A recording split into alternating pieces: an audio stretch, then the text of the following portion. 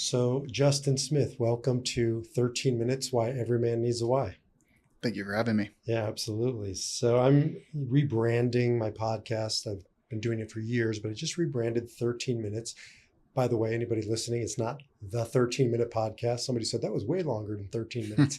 It's not the 13 minutes podcast. It's 13 minutes based on a very difficult, tragic statistic that every 13 minutes in America, a man kills himself, takes his life. And I want to jump off there. We're not going in the shallow end with you. We're starting in the deep end because I've never had an actuary on my show before, a numbers guy. I want to throw that number out at you. Again, very intense number, and see your reaction from a numbers perspective. Yeah.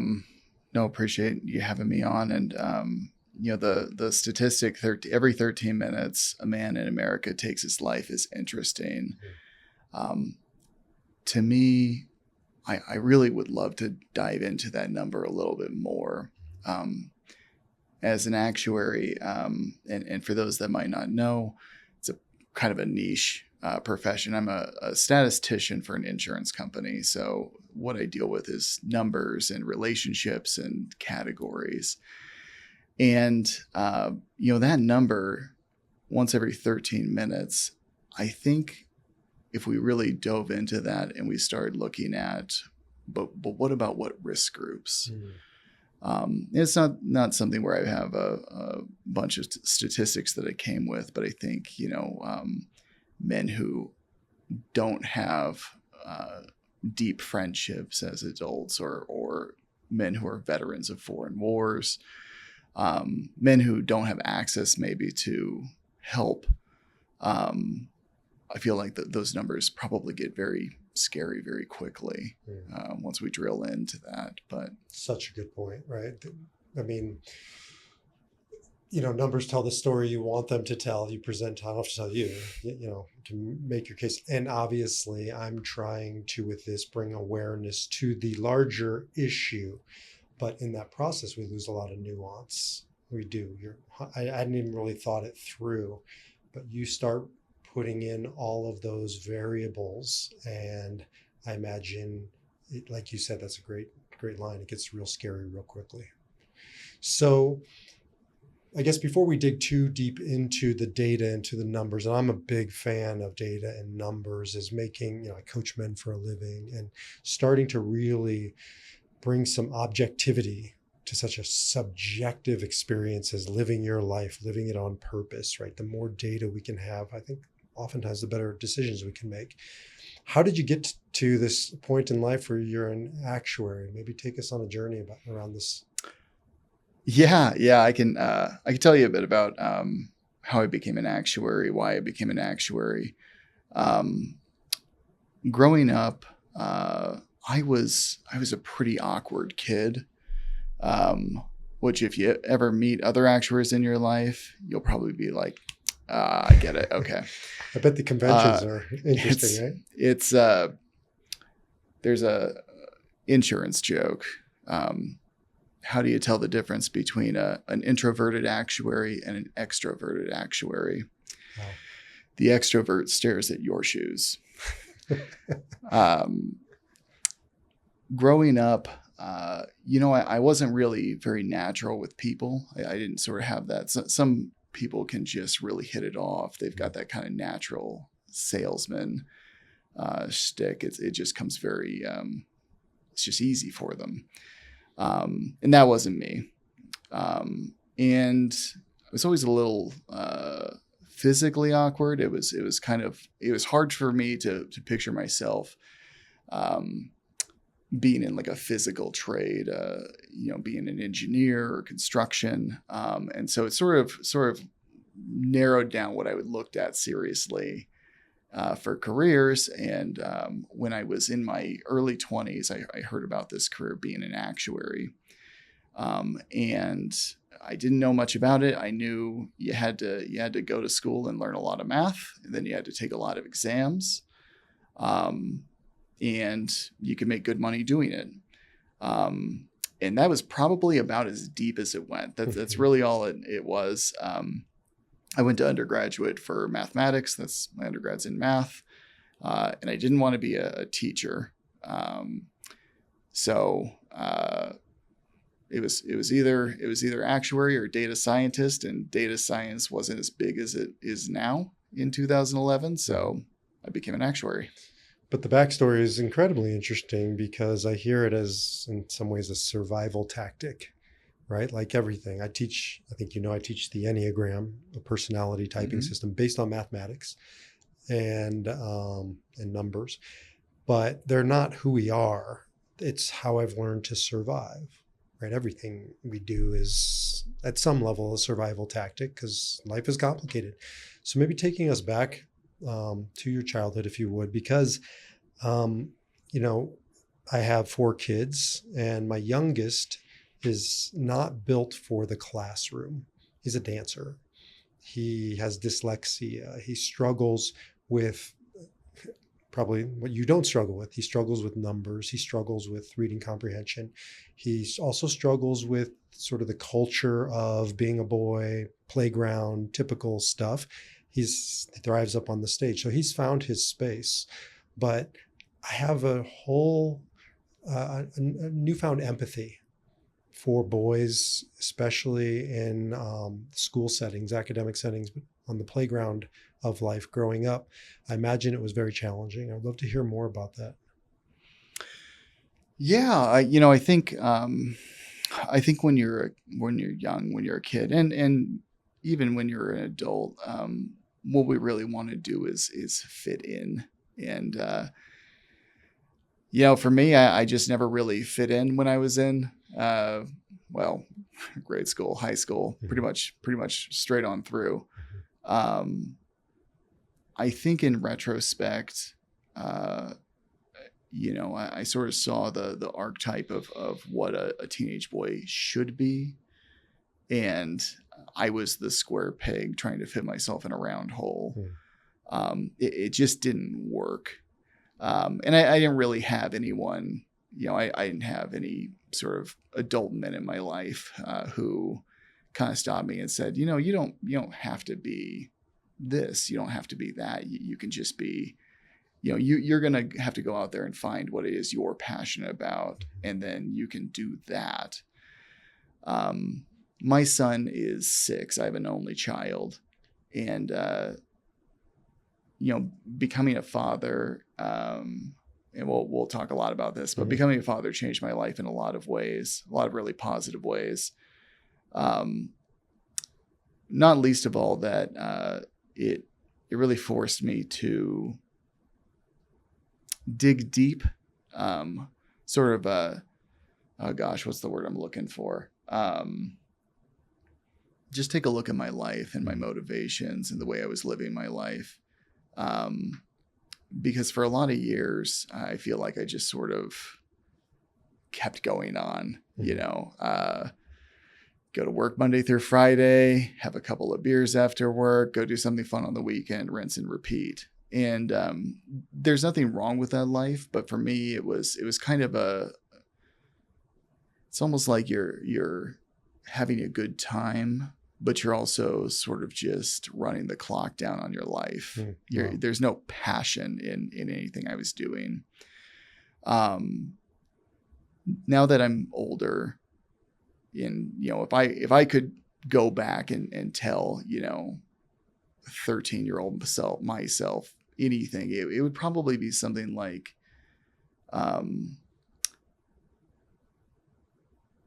you shouldn't worry that much about making money. You should worry about finding something you're passionate about. And I think right now, more than any other time in history, I think you can make a living doing almost anything.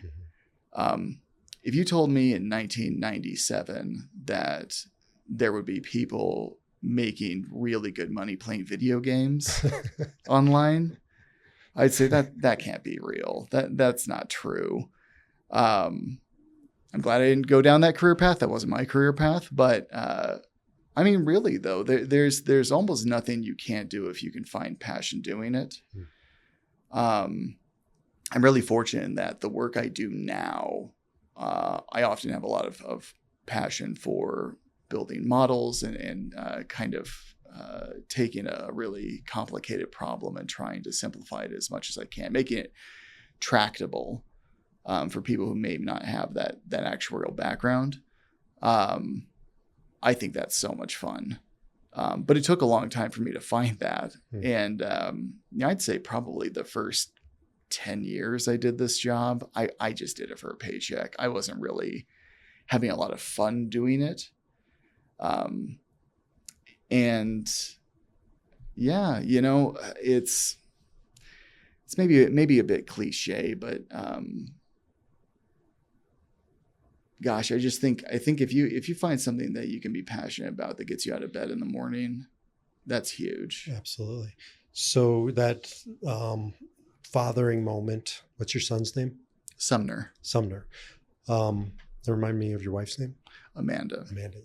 So when you and Amanda brought Sumner into your life, things shifted, right? Like so many of us do in life. Now putting that back onto your childhood, right? Like what would you have wanted, or even maybe going further back than that? Tell me about, you said you didn't have a lot of male mentors in your life. Where were the male mentors? So my father is he's a good man. He was always there for me. He always made sure I had a roof over my head and food on the table. I never worried about money when I was growing up. And I say that because I want to acknowledge that I did come up with a lot of privilege. There were a lot of things I didn't have to worry about that other kids do. What my father didn't necessarily always bring was, I don't know that he was always emotionally available. My father had a very abusive childhood. He grew up in a home with a lot of physical violence, a lot of emotional abuse, just a real nightmare scenario. And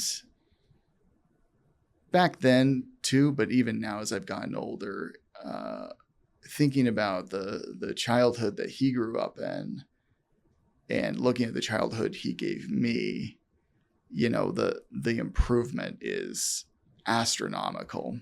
But, I think it would be, we're still shaped by how we're raised and the homes we grow up in. So I don't know that he would necessarily have been able to be more emotionally available. I'll say too that this, my father was born in 1956. I was raised in the 80s and the 90s, and it wasn't really, it wasn't something that men talked about. So men of my father's generation, I don't think they really talked about their feelings or, gosh, I just have this pain inside, or I'm doing this for a living and it just feels like I'm just passing the days away until I can either retire or die. I think a lot of them probably felt that way. I think a lot of people probably feel that way today. Too many, I should say. But, I think that there were people in my life that, kind of emotionally available men. I had an uncle I was very close with. I had a couple of male role models in my life, but it wasn't as constant necessarily as it maybe could have been. And so what are some of the sort of distinguishing, well, first of all, my teacher, Viktor Frankl, says, and this is important, he was a student of Sigmund Freud's, and he got kicked out of Freud's school, got kicked out of Freud's students, Adler's school. And so he had two generations of men that he, in some ways, was abandoned by or wasn't supported by. But he said, in reference to that, it's easy to look down upon a giant when you're standing on his shoulders, right? A famous saying. And to me, that's always the starting point before we start tearing down what was and the people who gave us what is, right? This is an important starting point. Like, it's easy to look down upon a giant when you're standing on his shoulders. So this isn't to any way diminish the men who came before us, but in some ways, I think this is how we honor them, by then allowing our sons or our children or whoever comes after us to stand upon our shoulders, right? So maybe someday they'll look down upon us. So I guess given that, what are some of the differences in the way you're raising Sumner? Well, I really try to show my son a lot of physical affection, a lot of hugging. He really likes that roughhouse play, and just telling him I love him every night. And when he's upset, I'm a father. Like most fathers, I'm not perfect. I do lose my temper. But I try to meet him with a lot of empathy and a lot of compassion. I would say that's something I didn't always receive. I think that growing up, it never felt quite safe to show emotions or to express even a preference, or oh gosh, that makes me just think about this. Mm-hmm. I don't know exactly where this came from, but somewhere along the line of my childhood, I learned that not expressing preferences was a way to fly under the radar, to sort of keep yourself safe. And so, right now we do Friday nights, we order something in. It's kind of our tradition, and we let Sumner pick. And if it's been Chinese the last 5 Friday nights, we might intervene. Like, all right, you can still pick what you got. You got to pick something else. But just trying to give him agency and know, well, what you want matters. It's not an insignificant thing. Wow, that's powerful. I know you took the Enneagram. But this is Enneagram 9 Peacemaker. Does that one show up pretty high up there? So the Peacemaker learns. I mean, you're kind of describing textbook, right? At a young age, that to pull to the background and less conflict than if you put yourself out in the foreground. Yeah. Right? Preference is a big one. Voicing your preference all of a sudden puts you on the line for conflict. And so that pulling back energy is Enneagram 9 Peacemaker work. Yeah, for sure. It's something I've been trying to do a lot of work with, in personal therapy. Mm-hmm. I think that for me, for a long time, not expressing a preference was a way to navigate social situations. Just like you said, it kind of just makes everything smoother. If you're at least for other people. Yes. And even if you're out with a group of friends and they're all trying to decide where to eat, it's one less person to worry about. If you say, you know what, I'm fine with whatever. But I think what can happen when we do that over time, when we repeatedly do that, it becomes a habit of not expressing preferences. And I think sometimes that can build into a resentment, and not a fair resentment either. Mm-hmm. If I go out there, let's say you and I, we went to lunch every week for a year, and every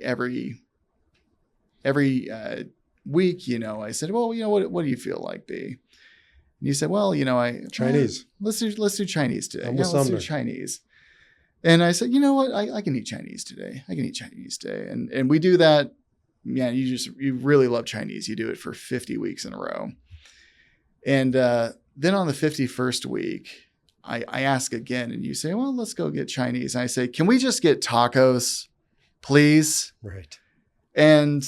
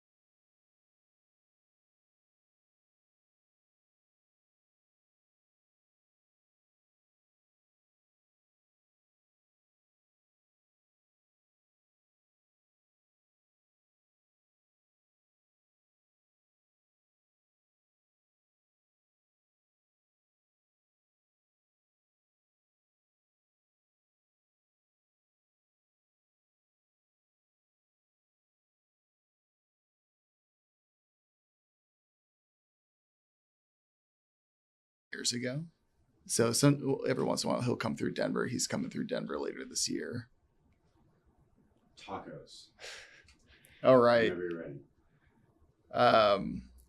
I said, Justin, I want tacos. No, I said I want Chinese, and you yell at me and say tacos. Right. So we go on like that, and it's week 50, and I say, oh, what do you want for lunch again? And you say, well, I want Chinese, and something in me just snaps, like, what? Why can't we have tacos today? I want tacos. Is what I want. Does that matter? None of which is fair to you, and probably you'd be thinking something along the lines of, gosh, well, where's this anger coming from? This there's clearly like this vein of resentment. Well, I wouldn't, because I teach the Enneagram. Well, but your average Joe would. Yeah, sure. Because you nines are about as angry as they come. It's just underneath the surface. Right? Builds up the Hulk. It I think that I think there's a couple things that come to mind with that. The first is that I think when we don't express our preferences, we have to own that. And there are times when it's okay to go along to get along. I'm not going to say, you gotta, gosh, in every situation, you gotta like put your neck out there and like, well, this is what I want. But there should be some of that for sure. But I also don't think that we should be holding people accountable for not being mind readers. And from the other side of the aisle, because I'm in relationship with a lot of nines, I'm an 8 in the Enneagram speak challenger. It's the yin, it's the yang to your yin. And so I attract a lot of 9s, peacemakers in my life. And I see this over and over again. It's a lack of trust, right? Mm-hmm. Because I do know 9s tend to open up to people there in their inner circle. But all I hear in that is, I'm not in your inner circle, even though we've had Chinese 48 times, right? I'm still not in the inner circle because you're not telling me you like tacos. And so it makes me feel like, well, you don't trust me. We don't have any depth, intimacy, that you can't even express something with a little conflict. What are you withholding, right? Mm-hmm. So I feel left out of that. I want the taco moment. Sure. Is that something you've heard or experienced? Oh, absolutely. This is a little, it's a little raw to share. So once Sumner came into our life, I think that being a parent is just whatever your life was before. It's like a pressure cooker, right? It just amps up everything. In good ways and bad ways, right? The joys are a lot more joyful, and the stresses can be a lot more stressful. And I think it put a lot of pressure on my marriage that wasn't there before. And Amanda and I, we really we started doing individual therapy. We started doing couples therapy, which I recommend to everyone. I wish we'd gone to couples therapy the month we got married and just kept going. But we'd been married for 12 years before we went to couples therapy. We've now been married for 16. Mm-hmm. It's been great. And, I kind of realized I stopped Amanda. I'd been doing this work on, sharing preferences and, things like that. And I said, I came home and I said, I don't think you know what music I like, or the kind of books that I read. And I just kind of going through the list. I'm like, I don't share these things with anybody. I'm not open with anyone. And she said, yeah, and it was clearly something that, she wanted to know, but she didn't feel safe kind of asking those things because I was never open about them. I think it's something I've been working on, a work in progress. I commend you both for the work and also for sharing the work. I know it's very vulnerable. but I know that's part of the work you've been doing. And along those lines, in addition to individual therapy, I know it was a stretch for you about a year ago when I presented men's peer groups, formerly known as Man Uprising, to consider getting into one. And then we met one day and you jumped in. So I'd love to Yeah. hear about how that's been part of your development as well. Yeah, absolutely. Yeah, I think we met shortly after my 40th birthday. Actually, might have been my 40th birthday when we met. And I think having a child and also realizing, well, actuarially speaking, this is the second half of my life. Statistically, most likely my life is half over. Yeah, do you walk around seeing those stats kind of in your mind's eye? Sometimes. Yeah. Sometimes. It's a bit of an aside, but there's definitely that angle of quantifying and statistics and thinking about probabilities as I go through my life. We're going to come back to that. I think that the average, gosh, I'd have to check it, but I feel pretty confident saying that if you look at an American man the day he's born, his life expectancy is probably 76, 77 years old.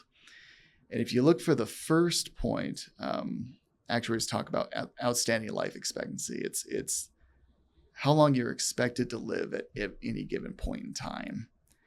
And when you're about 39 and a half, that's the first time in your life that your outstanding life expectancy is lower than the years you've already lived. So that's technically the midlife threshold. That's somewhere in there. That's about it. So when guys say to me in their 60s, I'm in midlife, like they're fooling themselves.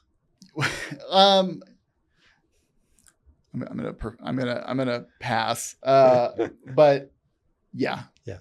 And I think that's important because I think if we think of the outstanding years that we have, I've got about 40 years, and that's, if I'm lucky, I've got about 40 years. Mm-hmm. And that's a good amount of time. I think about 40 years ago, and I was literally a toddler. I mean, a lot's changed in 40 years. A lot could change in the next 40. But it's not an infinite amount of time. Mm-hmm. And so if there's things that I need to do, I need to get doing them. And that's something, it's a way I try to live my life now. That's great. It's so important. Viktor Frankl talks about death being one of the primary ways we can discover meaning in our life, because without that, right, you need that container to know that this thing is finite. And most people, as you know, did you ever read Ernest Becker's The Denial of Death? I have not. It's a great book. Sounds right up my alley. Yeah. It's about how, human beings go to great lengths to deny death. And, but being an actuary, right, you've challenged yourself by choosing a line of work that doesn't allow you so readily to escape the data. One of the first roles I had as an actuary, I worked for a workers' compensation insurer, and I was working with claims adjusters to try and essentially place a monetary value. We call it a reserve. How much money should we set aside for this case, that case? And I was working with them specifically on the most severe cases. You think about the 1 in 200, the 1 in 1,000 case. That's just awful.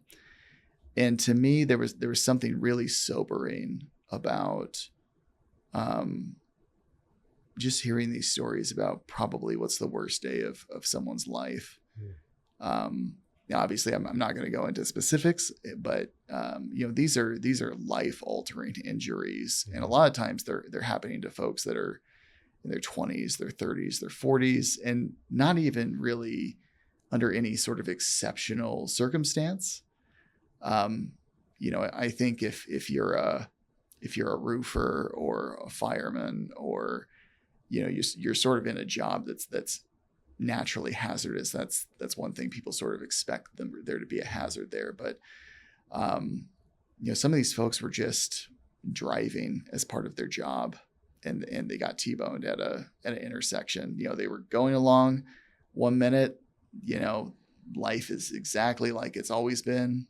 It's just day in, day out. And then a moment later, everything that was going to happen is gone. Their whole life has changed irrevocably. It's very sobering. Yeah, for sure.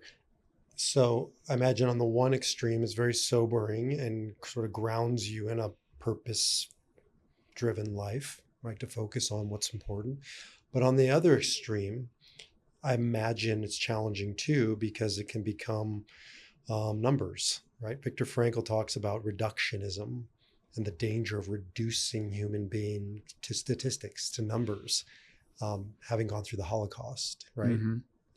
A Jew was, I think they figured out you could get 3 nails or screws out of a human body if you extracted the iron. Oh my gosh. You could get like 3 feet of lampshade from skin. You could get like 7 bars of soap from fat, right? So this is an extreme, of course, but I have to stand guard against it too when I'm teaching Enneagram, because I start going through the world and start putting numbers, reducing people. And so that's kind of the other extreme. You want to speak to that? Yeah. And then we're coming back to men's peer groups. Yes. We'll come back to peer groups. That's a really interesting angle to me, because I think that, I'll just speak for myself personally. Sure. You read stories about really extraordinary people who have done some really extraordinary things. And a lot of times those stories start something like, Mark Zuckerberg was 19 years old and he wrote the code for Facebook in his dormitory, or, Simone Biles was 18 years old when she, won a bunch of gold medals at the Olympics. And those stories are incredible and they're interesting. And I love getting into the details of them. And also if you read stories like that, it can make you feel like, oh, well, gosh, these people did these things when they were 20 years old, 25 years old. I'm 41 years old. Is that like, did I miss my chance? Is it done? I think there's a risk in that. I think there's a real risk in, especially as we get older, sort of thinking that, this is the life you've chosen and that's what your life's always going to be. And it's sort of a self-fulfilling prophecy. It becomes the life that it's always going to be because we don't choose to change it in any way. Bit of a non sequitur, but I think it's a reminder of, especially as an actuary, you represent companies, industries that work on data, that work on numbers, and I can't begrudge them. That's how I have insurance. The flip side is, and you hear this all the time, you see it, you start to feel like a cog in the machine. Sure. Right. And you start to feel reduced to my statistics, my numbers, my ailments, my illness, whatever it might be. And, we live in a world that is very reductionistic, and you lose, what Frankl calls the defiant power of the human spirit, that quality. I mean, I heard it about on your journey back on the playground when you were growing up, right? You weren't, doesn't sound like the kickball captain. No. Right. And then extrapolate from there. And so, not being seen, not feel like you're being seen. And so how do you learn how to find that within you, that defiant power of the human spirit? How do you allow yourself to be seen? Right. And so that kind of brings us back to the work that Justin's been doing to allow himself to be seen. Because the guy I've gotten to know over the past year, I feel honored that you would allow me to see him. And I want to know what it's taken to get there. What are some of the ways you've been doing that? Yeah, I think I'll go back to my son here for a moment. when you, in this, people choose to live their lives in 100 different ways. When I didn't have a child, I didn't owe anyone anything.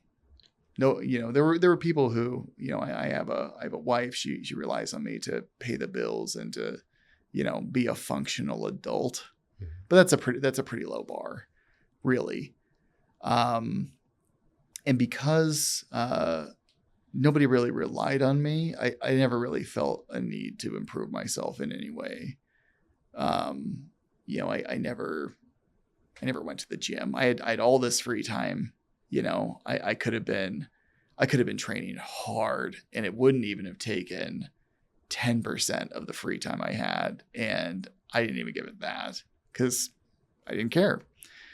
And, I think that goes doubly for the emotional work, and the self-work is because that's even more amorphous than, hitting the treadmill is like, well, are you going to go to therapy this week? Are you going to go to a peer group this week?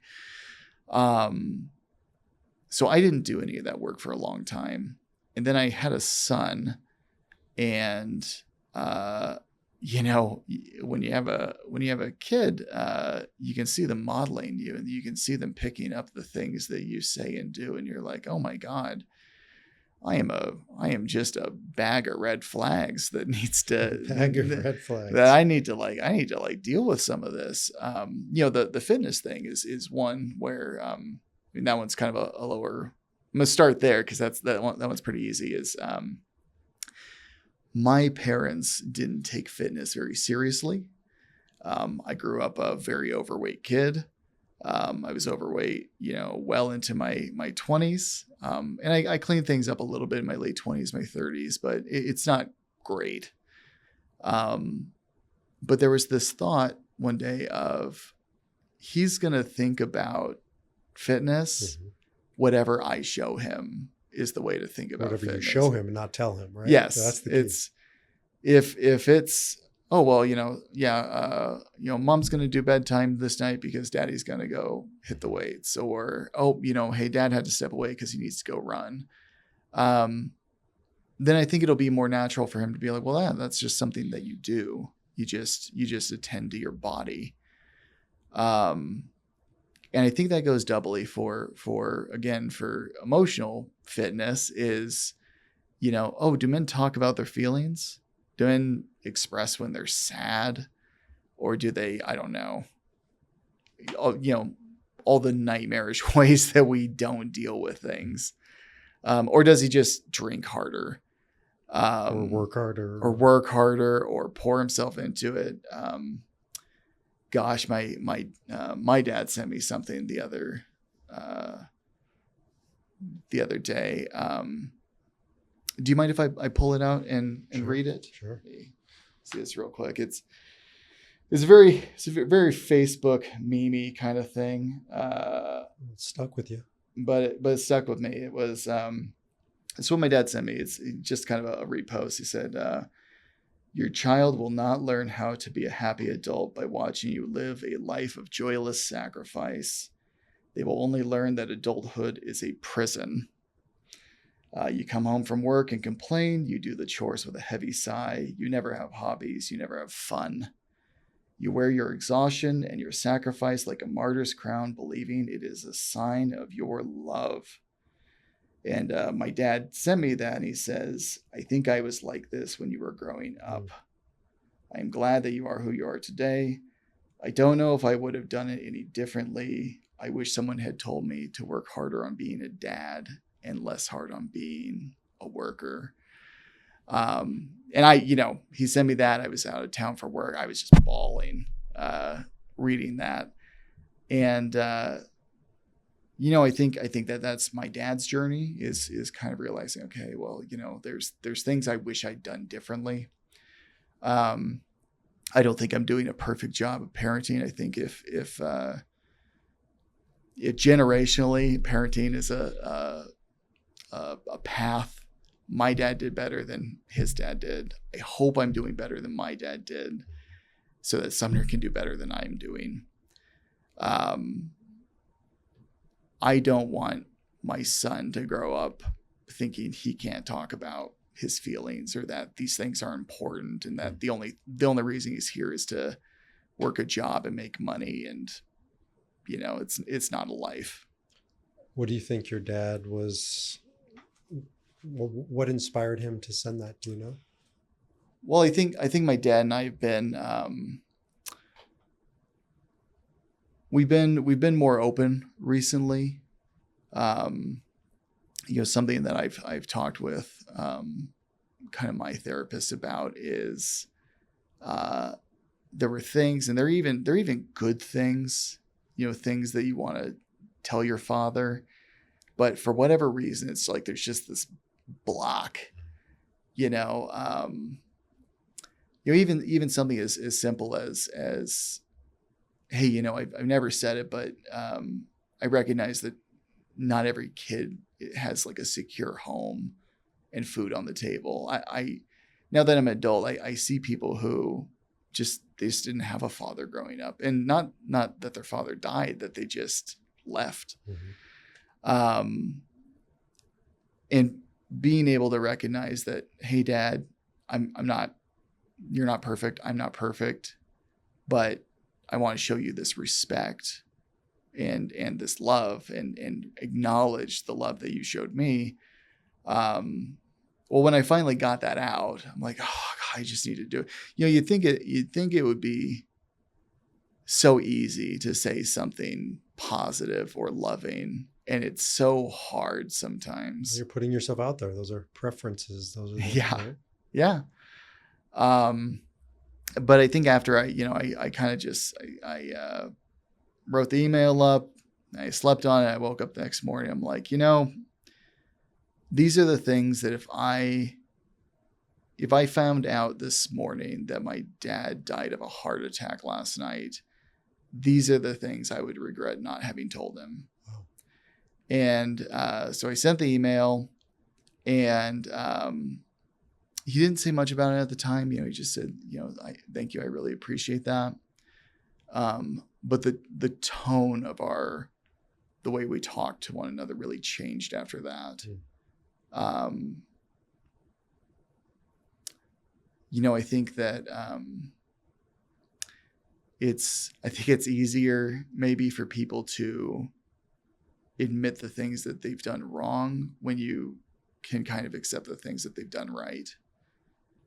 Nobody wants to be the villain in someone else's story. And I think, it's been good. I imagine, kind of coming back to the peer group, that has been part of the evolution to be able to share hard things. Absolutely. So I've been meeting with my peer group here I was trying to do the math in my head. I think it's been about 10 months. It's funny when we started that peer group, when we had our first day in peer group, one of the first things that we did was we went around the table, and then the question was, well, why are you here? Why did you join peer group? What are you hoping to get out of this? And thankfully I was not one of the first ones to answer, because I was like, oh gosh, I don't really have an answer for this. And it got to me, and what came out was, I'm here because I don't really want to be here at all. I don't want to be in a peer group. I don't want close friends. I just want to put up this wall, and I'll just keep myself in this little cage, but I'll be safe. I'll be safe in the cage. And I'll take my feelings, I'll just stuff them down, and then one day I'll die and they'll go away. And that's a nightmare. It's awful. And it's not who I wanted my son to see his father as. It was, for me, it was a lot of, I don't know, it was a big leap to kind of join the peer group, and like, all right, let's see how it goes. Now that it's been almost a year, it's my favorite part of the month. I look forward to it every month. Every month it's been like, gosh, has it only been 4 weeks? I feel like it's been half a year since we met up. One of the other gentlemen in the group, he said when he started, he was thinking, gosh, 4 hours, like 4 hours. And I think every one of us think when we get to that 4 hours, like, God, I wish it was 6. Like, I just wish we had more time together. It's been huge. It's been really big. And it's really showed me that, the friendships I've had in my life have always or often been long, arm's distance. I have people I know. I have a lot of acquaintances, but I've never really let them in. And so they don't know anything real about me, and I don't know anything real about them. Peer groups really changed that for me. So I'm so thankful that I had the opportunity. Well, I mean, going back to your childhood, how are you supposed to learn these things? But the person who comes before you, or the people who come before you, you probably have better data on this, but statistically, you're more likely to smoke cigarettes if your parents smoke cigarettes. Sure. Go to college if your parents go to college, right? Be in a peer group if your dad goes to peer group, but your dad wasn't in a peer group because we talked about all the reasons why. So did you ever read a book by Peter Thiel called Zero? I think it was called 0 to 1, or the concept was about 0 to 1. He's a entrepreneur, founded LinkedIn.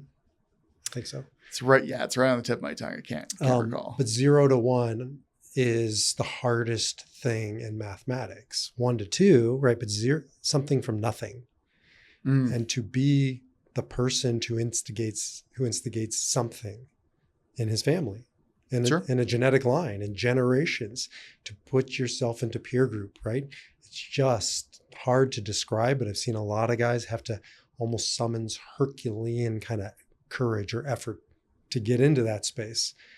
You did. You set in motion for Sumner, and God willing, generations down the road, it's going to be easier and easier. Yeah. So I can't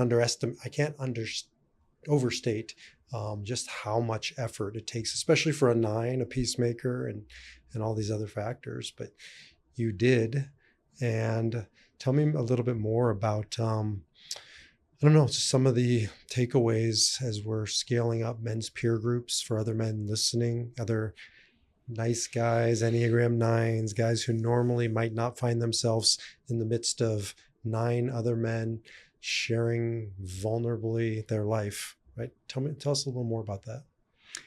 You use the term nice guy, and I often describe myself as a recovering nice guy. It's a lot of really bad habits, and it takes time to kind of shake it off. Did you read the book No More Mr. Nice Guy?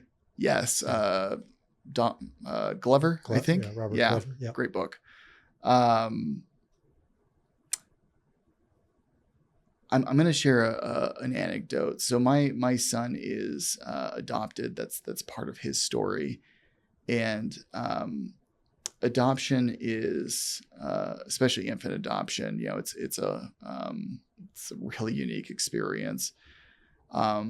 One thing that really stood out for me as part of that process is, listen, when you go into an adoption pool, you have options. You can sort of specify things, but you may end up matched with somebody who is a different ethnicity, or different this, or different that.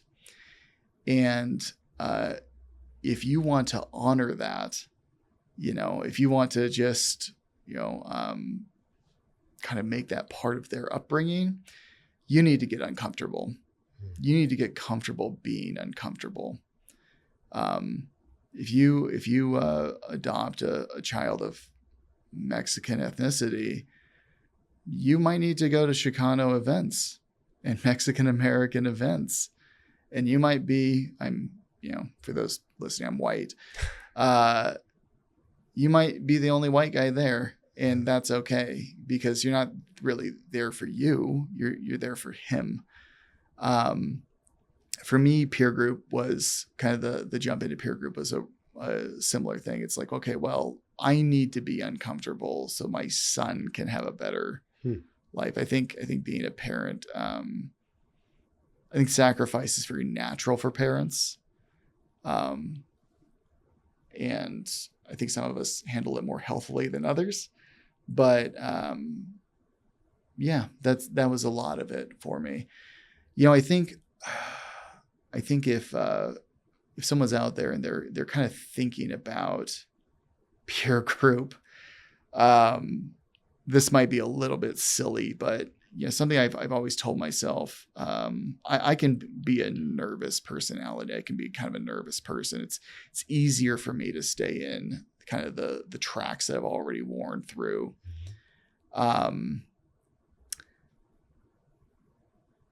You can always go to the intro session, or you can always learn more about it, and you can always run away, right? You can always stop. And if having that option in the back of your mind is what gives you license to try, I think it's great. Now I think if anybody does it, and I think if they kind of put themselves out there and they go to a peer group and they sit through a single session, I don't think they're going to want to quit. I think they're going to be like me. I think they're going to want to oh man, it's only once a month.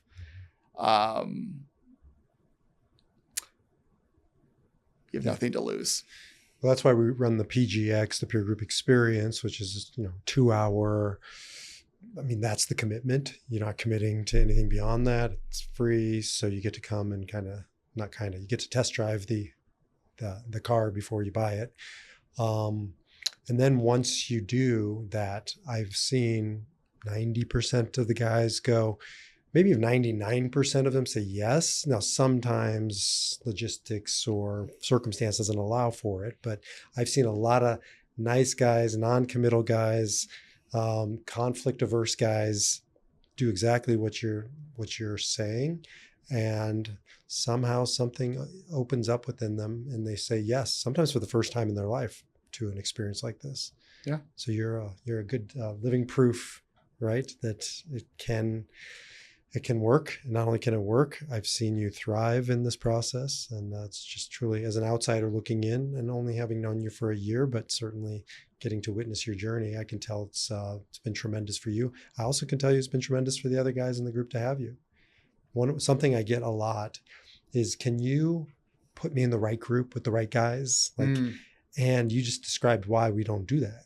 I mean, we have the peerness is obviously men, similar age-ish. But beyond that, who are we to say, that's sort of like in the adoption process. I imagine, I haven't gone through it. I can have all these preferences of what I think I want, but then life gives you sometimes what you need, right? And that diversity is important. These gentlemen that I go to peer group with, it's interesting that you put it that way.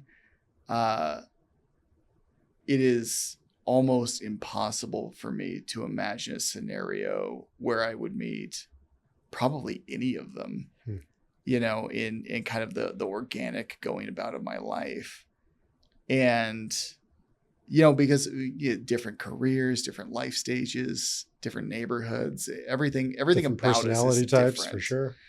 Yeah, different personality types for sure. It's been great. It's been amazing. Yeah. Yeah, I think the diversity is part of the magic of it, and it's been amazing to watch your growth and your journey. Well, I'm honored and privileged. I wrote down 25 more talking points, but we'll have to just do part 2. But I'm truly honored and privileged that you would come into this space to continue to open up your beautiful heart and share it with my millions of followers. Okay, maybe not millions, but we're working on it. All right. Thank you for having me. Thanks, Justin. Appreciate you. Cool.